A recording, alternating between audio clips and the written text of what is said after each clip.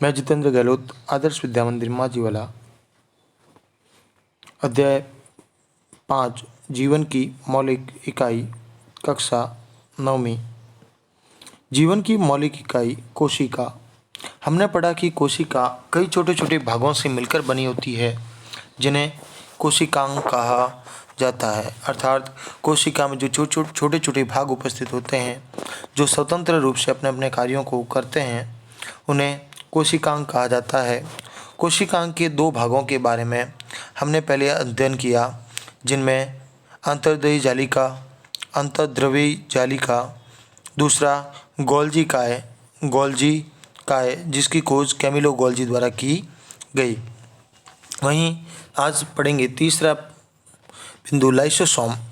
Lysosome कोशिका का अवशिष्ट पदार्थ है को निपटाने वाला तंत्र है। अर्थात जो कोशिका में अवशिष्ट पदार्थ बनेंगे, उनको किस प्रकार नष्ट किया जा सकता है, ये कार्य लाइसोसोम द्वारा किया जाता है।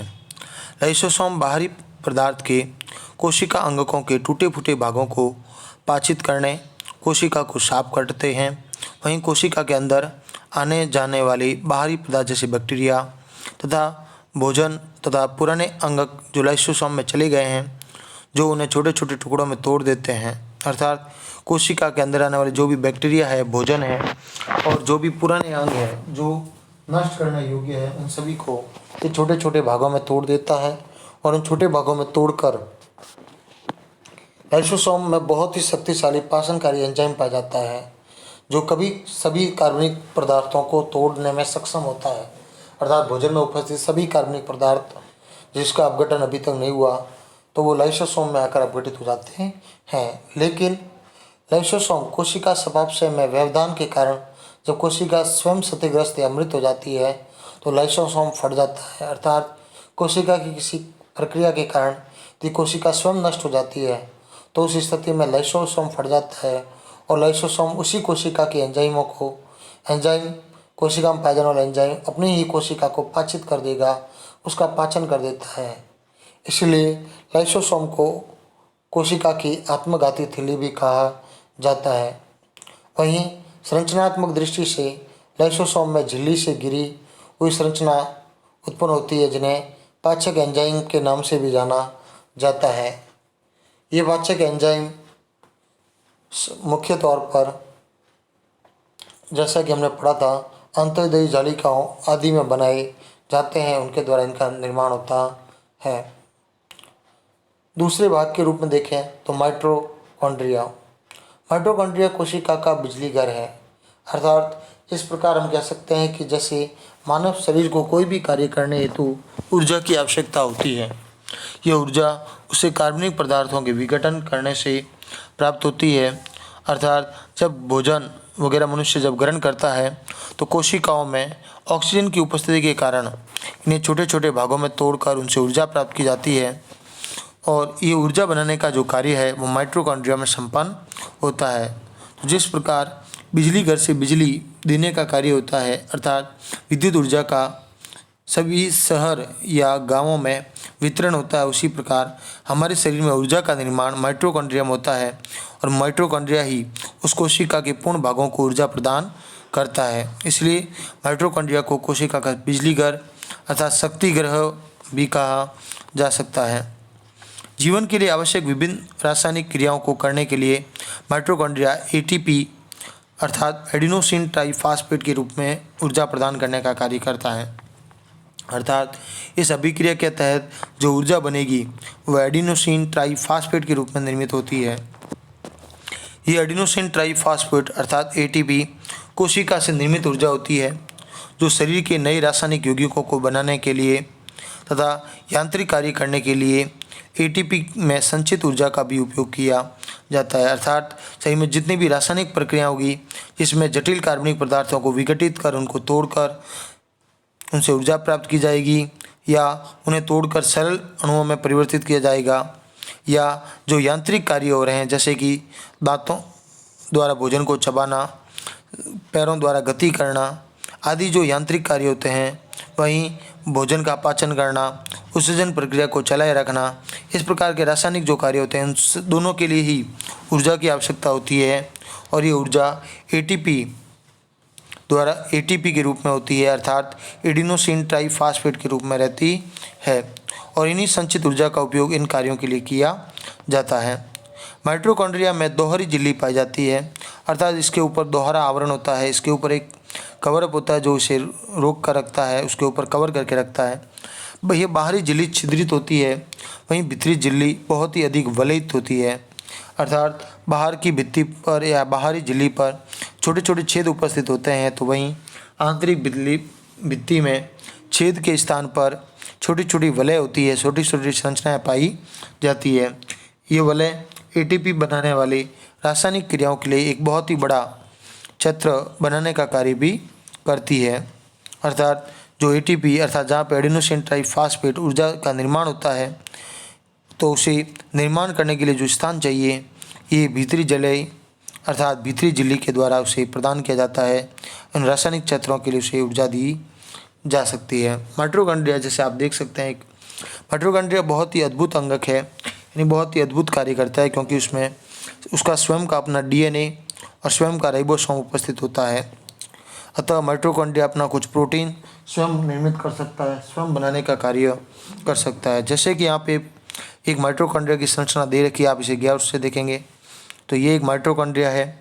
इसके अंतर्गत मुख्य भागों में जो इसका बाहर की जो संरचना है, जो इसका ये बाहर का भाग है, इसे कोशिका बाहरी झिल्ली कहा जाता है। इस बाहरी झिल्ली के अंदर ये जो पीली पीली संरचना है जो चल रही है, इसे आंतरिक झिल्ली के नाम से जाना जाता है।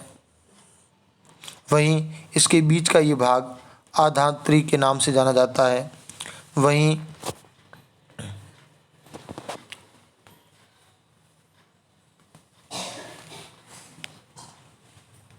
इसके बीच में हल्के हल्के वलयनुमा संरचनाएं होती है जिन्हें क्रिस्टी के नाम से जाना जाता है।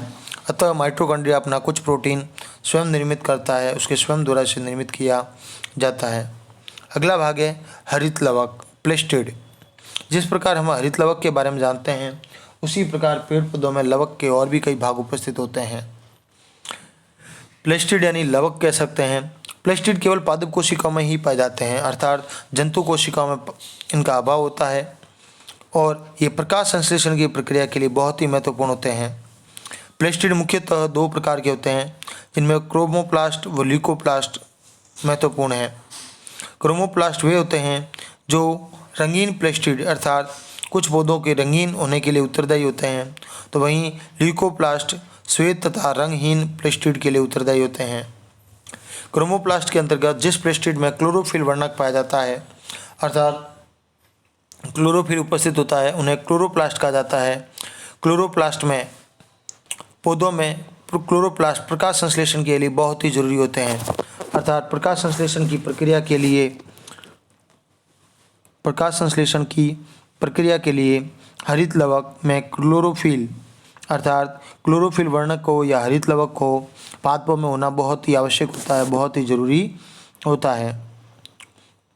क्लोरोप्लास्ट में क्लोरोफिल के अतिरिक्त विभिन्न पीले अथवा नारंगी रंग के वर्णक भी उपस्थित होते हैं, जिनमें ल्यूकोप्लास्ट प्राथमिक रूप से वे अंगक होते हैं जिसमें स्टार्च, तेल तथा प्रोटीन जैसे पदार्थ भी संचित होते हैं। वहीं प्लेस्टिड की भीतरी संरचना में बहुत सी झिल्ली वाली परतें होती है जो स्ट्रोमा में स्थित होती है। जैसे कि यहाँ पे आप एक संरचना देख सकते हैं, ये सामान्यतः इसकी बाहरी झिल्ली है, तो वहीं इसके अंदर की इस झिल्ली को आंतरिक झिल्ली के नाम से जाना जाता है। तो बाहरी भाग बाहरी झिल्ली और आंतरिक भाग को आंतरिक झिल्ली के नाम से जाना जाता है। इनके अंतर्गत ये छोटे छोटे थैलिकाइड्स के रूप में ये पिटिकाएँ जमा होती है, जिसके अंतर्गत इस ऊर्जा का अवशोषण किया जाता है। जिस प्रकार एक बैटरी में ऊर्जा अवशोषित होती रहती है, संचित होती है, उसी प्रकार थैलिकाइड्स में जो सूर्य द्वारा प्रकाश एकत्रित होता है उसे ऊष्मा के रूप में इसमें यहाँ पर एकत्रित रखा जाता है।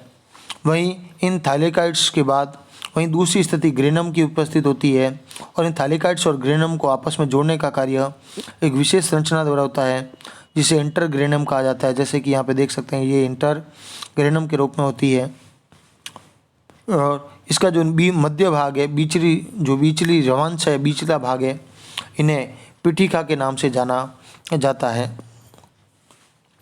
ल्यूकोप्लास्ट प्राथमिक रूप से ऐसे अंग होते हैं जिसमें स्टार्च, तेल तथा प्रोटीन जैसे पदार्थ उपस्थित होते हैं। प्लेस्टिड की भीतरी रचना में बहुत सी झिल्ली वाली परतें पाई जाती है जो स्ट्रोमा में स्थित होती है। प्लेस्टिड बाह्य रचना का भाग होता है जिसमें माइटोकॉन्ड्रिया की तरह कुछ भाग उपस्थित होते हैं। माइटोकॉन्ड्रिया की तरह ही प्लेस्टिड यानी लवक भी अपना अपना डीएनए तथा उनका राइबोसोम उपस्थित होता है। वहीं इनमें अंतिम भागों में रसदानियाँ भी उपस्थित होती है। रसदानियाँ ठोस अथवा तरल पदार्थों की संग्रह के रूप में उपस्थित होती है। जंतु कोशिकाओं में रसदानियाँ बहुत ही छोटी होती है, जबकि पादप कोशिकाओं में रसदानियों का आकार बड़ा होता है।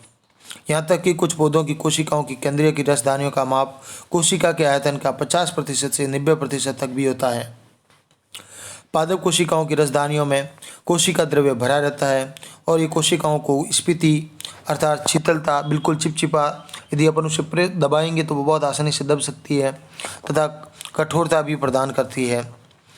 पौधों के लिए आवश्यक बहुत से पदार्थ रसदानी में भी स्थित होते हैं, जिनमें अमीनो अम्ल, शर्करा, विभिन्न कार्बनिक अम्ल तथा कुछ प्रोटीन भी उपस्थित होते हैं। इन एक कोशिकीय जीवों जैसे अमीबा की खाद्य रसदानी में उनके द्वारा उपयोग में लिए जाने वाले कुछ खाद्य पदार्थ होते हैं, जिन्हें कुछ एक कोशिकीय जीवों में विशेष रसदानियों, अतिरिक्त जल अथवा कुछ अवशिष्ट पदार्थों को शरीर से निकालने और शरीर से बाहर निकालने हेतु महत्वपूर्ण भूमिका का कार्य किया जाता है। एक कोशिका शरीर की मूलभूत व संरचनात्मक इकाई। प्रत्येक कोशिका की एक अपनी संरचना होती है, अपनी एक विशिष्ट आकृति होती है, जिसके द्वारा वे विशिष्ट कार्य जैसे श्वसन, पोषण, अपशिष्ट पदार्थों का उत्सर्जन या नए प्रोटीन का निर्माण आदि कार्य कर सकती है। ऐसे कार्य उनके झिल्ली अथवा उसके कोशिका अंगकों की विशिष्ट संरचना के कारण संभव होता है। अतः इसी कारण कोशिका को सजीवों की एक मूलभूत संरचनात्मक इकाई कहा जाता है, क्योंकि वह शरीर के निर्माण का कार्य करती है।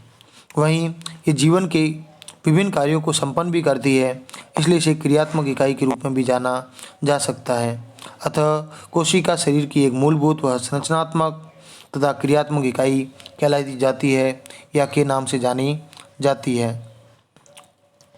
जैसे कि आप एक चित्र देख सकते हैं आप, पादप कोशिकाएं व जंतु कोशिका।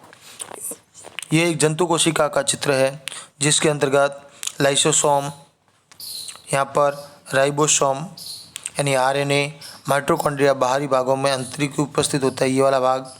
वहीं कोशिका द्रव्य अंदर भरा हुआ है।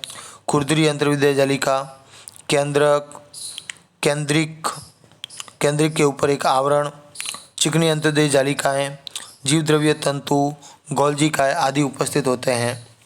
वहीं एक पादप कोशिका में हरित लवक, जीव द्रव्य तंतु, बीच में लाइसोसोम, केंद्रक का आवरण, खुरदरी अंतर्विदय जालिकाएँ, कोशिका द्रव्य, यहीं पे केंद्रिक, चिकनी अंतर्विदय जालिकाएँ, गोल्जिकाएँ, राइबोसोम, माइटोकॉन्ड्रिया, रसदानी, कोशिका झिल्ली व कोशिका भित्ति आदि अंग पाए जाते हैं, उपस्थित होते हैं।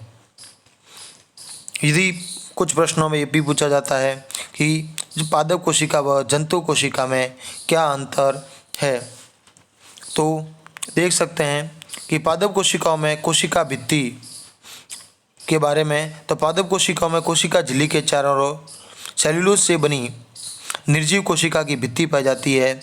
वहीं जंतु कोशिकाओं में किसी भी प्रकार की कोई कोशिका भित्ति नहीं पाई जाती, अर्थात उसका अभाव होता है। पादप कोशिकाओं में प्रकाश संश्लेषण हेतु हरित लवक पाए जाते हैं, जबकि जंतु कोशिकाओं में हरित लवक का अभाव होता है, उसमें नहीं पाए जाते।